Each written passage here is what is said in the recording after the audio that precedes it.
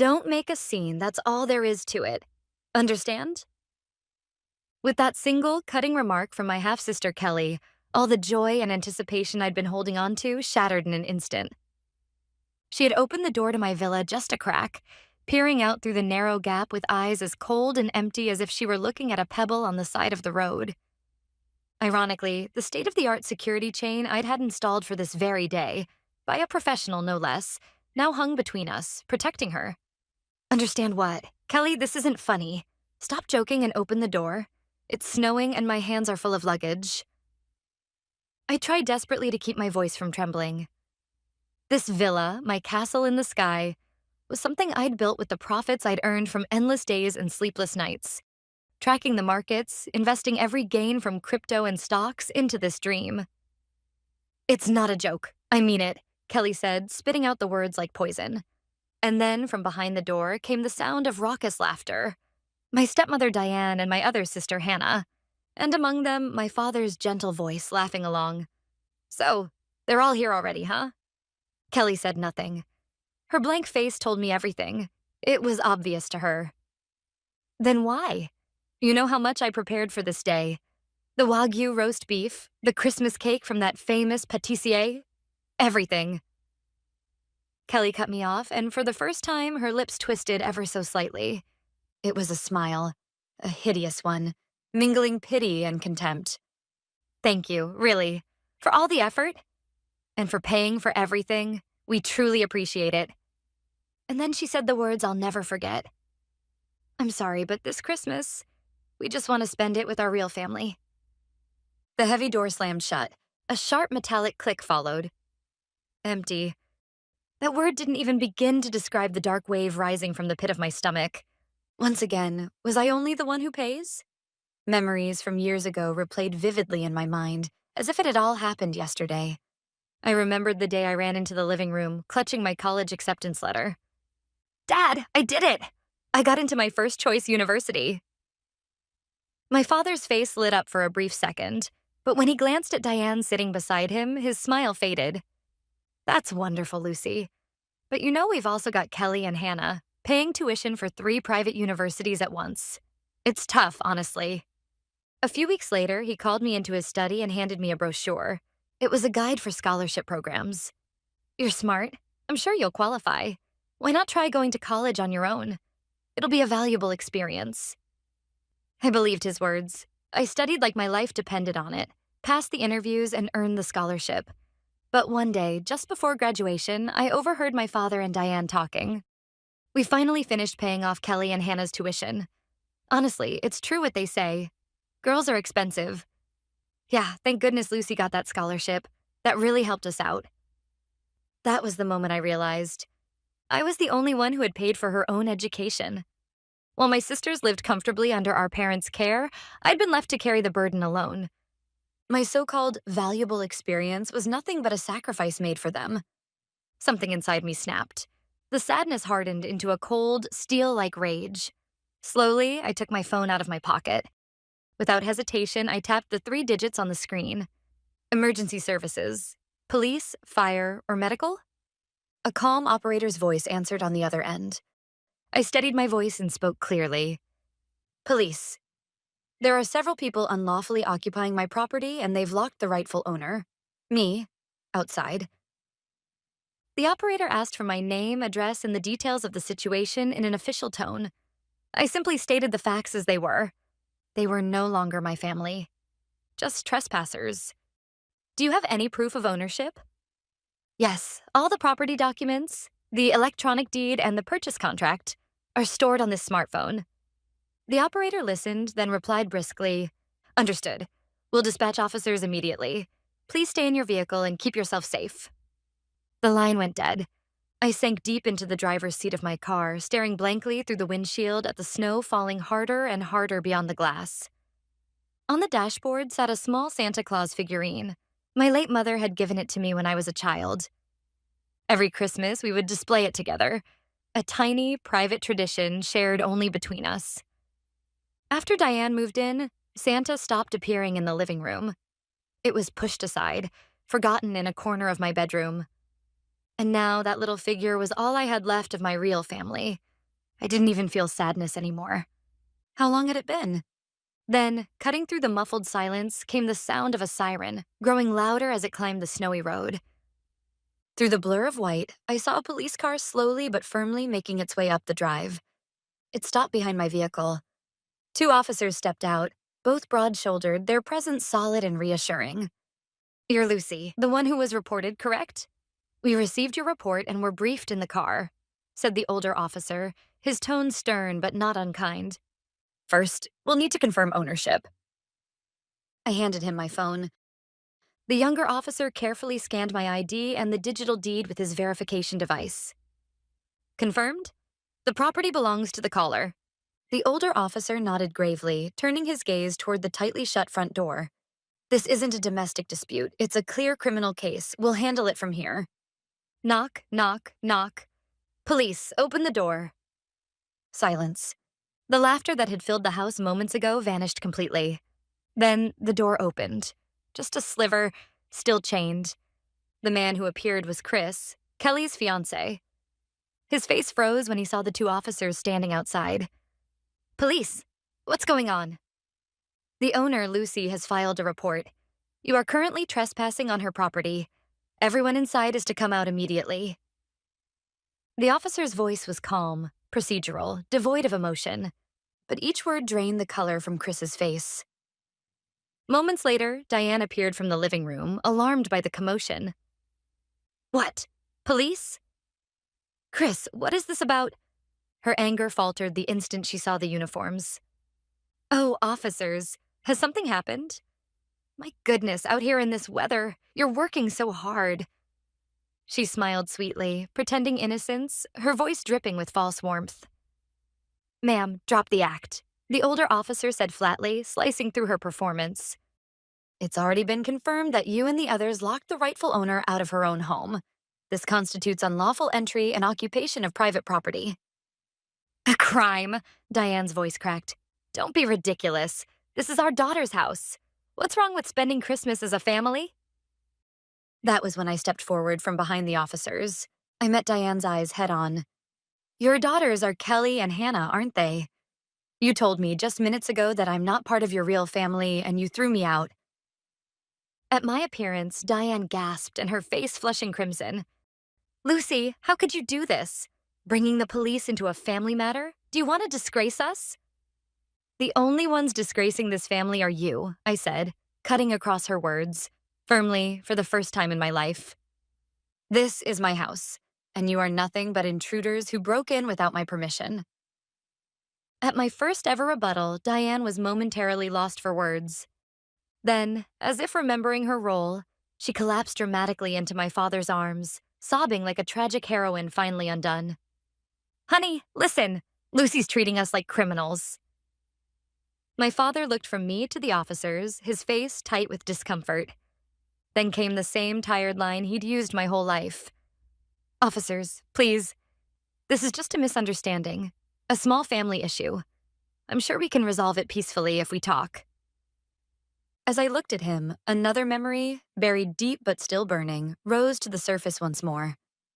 When I was in high school, Kelly once framed me for breaking a window that belonged to the school. Of course, I was innocent. But when my father was called to the school, he gave me no chance to defend myself. Out of regard for Diane and Kelly, he simply apologized to my homeroom teacher on my behalf. "It was all my daughter's carelessness. I'm very sorry." On the way home, he turned to me and said, "Lucy, don't make things worse. If you just endure it, everything will stay peaceful." My father had always cared more about keeping the peace than telling the truth. And the one who paid the price for that peace was always me. "Sir?" The older police officer cut through my father's excuses, his tone cold and final. "I'm afraid this can't be dismissed as a misunderstanding. According to our verification, ownership of this property lies entirely with Lucy. None of you have the right to remain here, not for a single second, without her permission." Then, in a voice that carried clearly to everyone present, he delivered his final warning. "This is an official eviction order under the law. You have 5 minutes to gather your belongings and vacate the premises. Failure to comply will result in immediate arrest for unlawful entry and refusal to leave private property." The word arrest struck the air like a blade. sharp and undeniable. The fiancé of my sisters turned pale and stumbled backward a few steps. It was written all over their faces. They wanted nothing more than to cut ties with this ridiculous family and disappear. Hannah crumpled to the floor, sobbing like a child. Only Diane still refused to accept reality, her mouth twisting as she tried to shout something back. But when the younger officer rested his hand on his holster and took a silent step forward, she understood. The perfect Christmas she had planned was collapsing in the worst possible way. The officer's deadline, 5 minutes, hung over them like the timer of some cruel game. Gone was their arrogance. They retreated quietly into the house. I stood there, arms folded, watching in silence. There was no anger left in me, no sadness, only emptiness and a cold, clear contempt. Inside, I could hear them moving about hastily. The living room I had decorated so carefully glowed with warmth, the fir tree glittering with golden lights, the fire crackling softly in the hearth, filling the room with gentle light. Beneath the tree was a small mountain of gifts, each one I had chosen over the past weeks while thinking tenderly of their faces. Now they hurried past them without a glance. Before 5 minutes had passed, they reappeared at the door with only the bare minimum of luggage in hand. Hannah, her eyes red and swollen, shot me a brief glare before quickly looking away and fleeing to her car with her fiancé. Kelly and Chris followed. As she passed me, Kelly muttered just loud enough for me to hear, "You'll regret this." But there was no power left in her voice. Finally, my father and Diane emerged. Diane's face was twisted with hatred, her lips murmuring curses under her breath, like some old witch casting spells. My father stopped in front of me, his shoulders sagging. "Lucy, I'm sorry, I never meant for it to turn out like this." His voice was faint, almost a whisper, but his words didn't reach me at all. "Dad, you've always been like this." My voice surprised even me, calm, level, almost detached. At my words, my father suddenly looked up, but he couldn't say a thing. Biting his lip in frustration, he let Diane take his arm and walked heavily toward their car. One by one, the 3 cars drove away, followed closely by the patrol car. I stood there, watching in silence until the red taillights vanished into the dark forest. Then, at last, stillness returned. I stepped slowly into my house, my fortress. Warm air wrapped around my frozen body. I took off my coat and began to walk through the rooms, ready to start cleaning up. As I walked through the living room, my eyes caught something wedged between the sofa cushions, a familiar smartphone. It belonged to Diane. She must have left in such a panic that she'd forgotten the one thing she treasured almost as much as her own life. Conveniently, it wasn't locked. I felt no guilt, no hesitation. Like a detective examining evidence, I opened her messaging app. And there it was, an abyss of text messages revealing a truth far uglier than I could have imagined. It was a group chat among Diane and her neighborhood friends. The conversation began the very night I had told my family about purchasing this villa. "Everyone, you won't believe it. That girl, Lucy, bragged about buying a huge mountain villa with her stock market windfall. It's absurd." "Oh, right, she's your stepdaughter, isn't she, Diane?" "Exactly. And the audacity. She says she's hosting Christmas there this year. Of course, she's paying for everything herself. I suppose she just wants to show off. Well, I'll play along for appearance's sake." My hand trembled with fury as I scrolled. To her friends, she had painted me as the nouveau riche, uncultured girl who throws money around to impress, while casting herself as the gracious, long-suffering mother indulging a foolish child. Then I reached the final message, sent just hours before tonight's disaster. "We're heading to the villa now.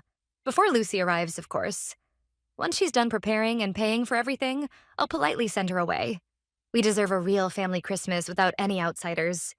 Merry Christmas, everyone." That was the truth. I locked the screen and placed the phone on the table. It wasn't just a forgotten possession. It was proof, undeniable evidence of their betrayal. I would never again let them trample on my life or my dignity. Quietly, but with absolute resolve, I made a vow. I will not let this house become a cursed place, tainted by their filthy memories.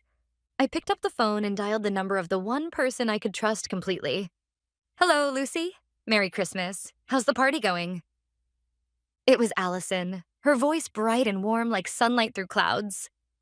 The moment I heard her, the tension inside me finally snapped, and I allowed myself to exhale. Allison, I'm just exhausted. She must have sensed everything. Her tone changed instantly. Serious, grounded. I told her everything.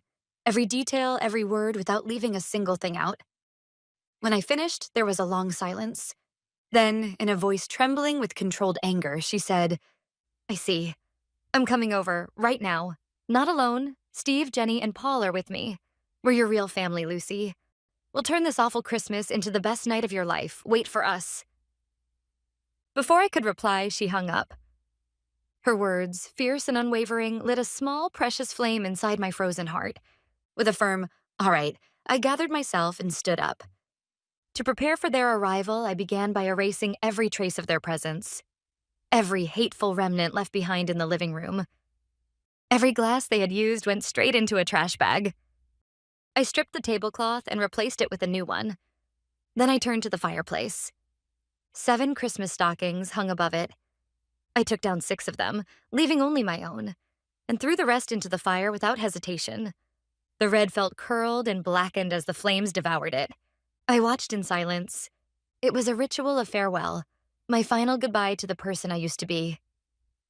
2 hours later, headlights cut through the falling snow, climbing the hill toward the villa. When I opened the front door wide, I saw Allison, Steve, Jenny, and Paul standing there, their faces worried but glowing with warmth. Lucy. Everyone. We said nothing more. We just held each other tightly. Soon, the table was filled with food and wine they had brought, and the house that had been dead silent only hours ago was alive again, filled with laughter, light, and music. The real Christmas had finally begun. It's been a rough night, but here's to Lucy, and to the start of her new life. Cheers. Cheers. I raised my glass, surrounded by the warmth of my friends' laughter, and felt gratitude swell in my chest. The events of the day had stripped me of a false family. But in return, they had shown me what true friendship really meant. When the party had settled a little, I called Allison and Steve, who worked at a law firm, into the study. On the table between us, I placed Diane's smartphone. The evidence. I want you to see this. I opened the group chat and showed them the messages, the sickening exchanges that had mocked and deceived me. Steve read through them slowly, his calm demeanor unbroken, though a deep frown furrowed his brow. When he finally looked up, his voice carried the weight of his profession. Lucy, this is worse than you think, especially this group chat. It's damning. In the right hands, this could destroy Diane's social credibility entirely. Allison leaned forward, eyes wide. What do you mean? You're not planning to leak this online, are you? Steve shook his head firmly. No, that's not our way. What we'll do must be smart, precise, and above all, legal. Lucy, you're not seeking revenge. What you want is justice. To make them face the weight of their actions within the bounds of the law. Am I right? I nodded firmly. Exactly. I don't want to stoop to their level, but I'm done being silent. Steve's plan was meticulous. First, he would preserve every line of the chat, especially the messages where Diane ridiculed me and detailed her plan. They would be archived as legally valid evidence. Next, we would calculate every cost from the Christmas party down to the last cent. Food, decorations, transportation, even the damaged property. Then, a formal letter of demand for compensation would be sent to my father and Diane by certified mail, accompanied by the report and the selected chat excerpts. They'll probably ignore it, or try to negotiate the amount down. When Steve finished his sentence, his lips curled into a faint, knowing smile. That's when we play our next card, the chat itself. If they refuse to settle, we'll inform the appropriate authorities, your father's company's compliance office and the board of Diane's social association. Not a threat, just the truth presented where it belongs. It was not a violent threat. It was simply the exercise of a rightful act, reporting facts as facts to the proper authorities. For someone like Diane, who prized reputation above all, it would be worse than any prison sentence. So, Lucy, what do you say? Steve asked me. This is the strategy I propose for your fight. Without a moment's doubt, I met his gaze. Do it, exactly as you said. A few days after Christmas, the certified letter was sent from Steve's office, addressed jointly to my father and Diane. Inside were a detailed summary of the incident, a formal claim for damages down to the last item, and an attachment containing carefully selected excerpts from the chat. Just enough to show the truth. They were given 7 days to respond.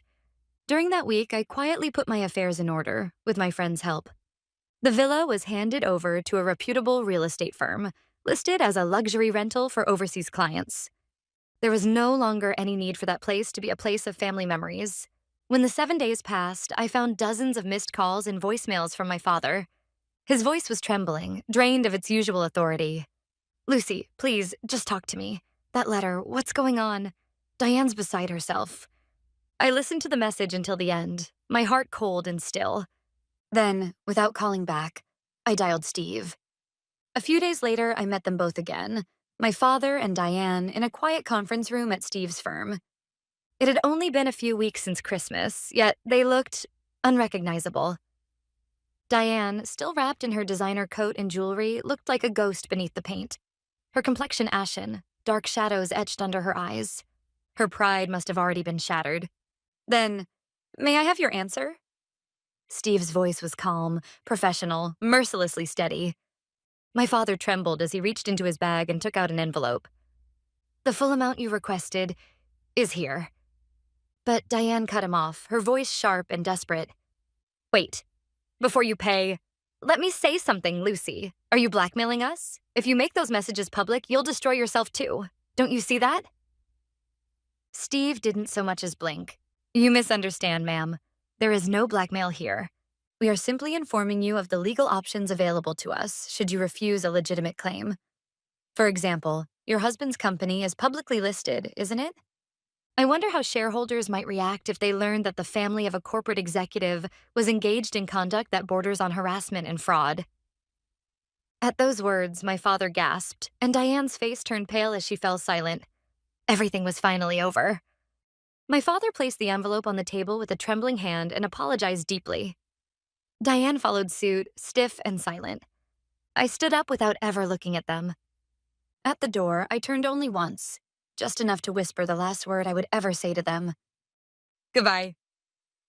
From the law office, I went straight to a phone shop. Without hesitation, I changed my number, the same number I'd had for over a decade.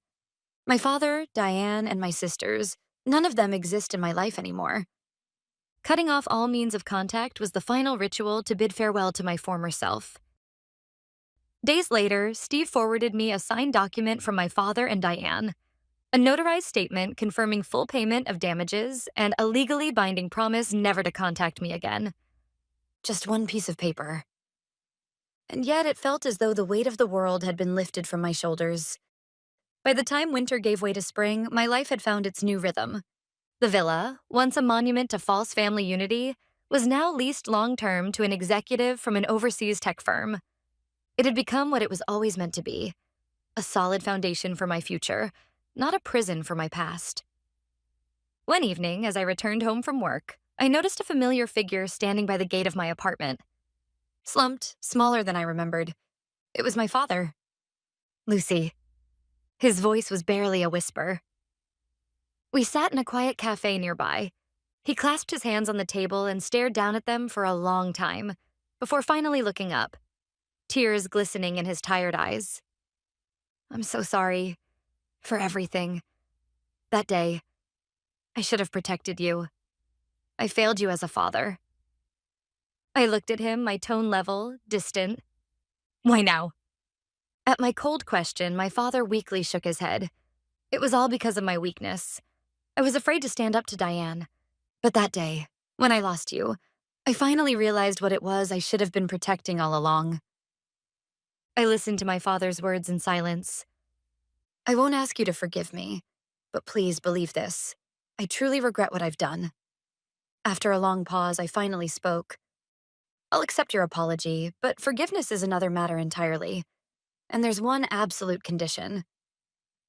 I met his eyes and said, "From now on, if you still wish to have any relationship with me, it will be only when you're alone. I want nothing more to do with Diane or your so-called real family. Don't even speak their names in front of me again." That was the new boundary I drew, for the sake of my own life. My father nodded sorrowfully but firmly. After leaving the cafe, I walked home alone, and as I did, I began to truly feel the weight of what I had gained. No longer did I have to endure for anyone else's sake. Who to forgive and who to let go. Every rule in my life was now mine to decide. I had lost many things, yes, but in exchange, I had gained the freedom to take control of my own life, a freedom that shone with a brilliance beyond anything I had ever known. My true life was beginning, right here, right now.